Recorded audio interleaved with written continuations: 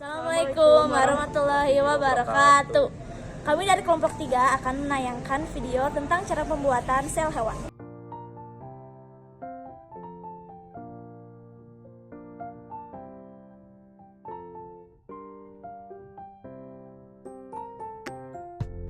Di sini memperlihatkan dua sel, yaitu sel hewan dan sel tumbuhan. Sel tumbuhan adalah sel yang menyusun fungsi kerja dari seluruh fungsi kehidupan tumbuhan.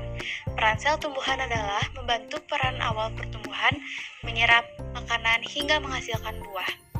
Mau tahu tentang sel hewan? Yuk simak video berikut.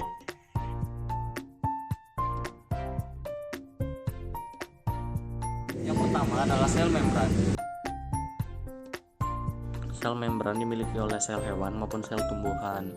Sel membran berfungsi untuk mengontrol keluar masuknya bahan-bahan yang dibutuhkan oleh sel. Bahan-bahan yang dibutuhkan berupa partikel makanan, air, oksigen, dan juga sisa-sisa proses metabolisme tubuh. Sel membran juga bertindak sebagai pembatas antara sel dengan lingkungan luar. Yang kedua adalah dinding sel. Dinding sel adalah bagian terluar dari sel tumbuhan yang berfungsi melindungi sel tumbuhan. Dinding sel hanya dimiliki oleh tumbuhan dan beberapa organisme bersel satu.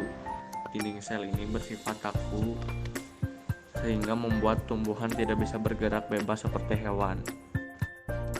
Nukleus merupakan salah satu komponen terpenting sebagai unsur penggerak utama. Ini dikarenakan nukleolus memang memiliki fungsi dalam mengatur jalannya protein. Protein sendiri merupakan zat yang sangat penting bagi tubuh, jadi setiap hewan juga memerlukan protein.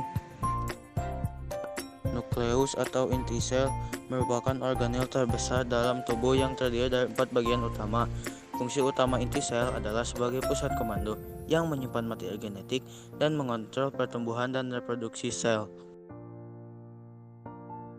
Mitokondria merupakan bagian integral dari fungsi seluler normal karena mereka bertanggung jawab untuk produksi energi pada eukariota, termasuk sintesis fosfolipid dan homeostasis kalsium, aktivasi, apoptosis, dan kematian sel. Mikrotubula adalah organel sel.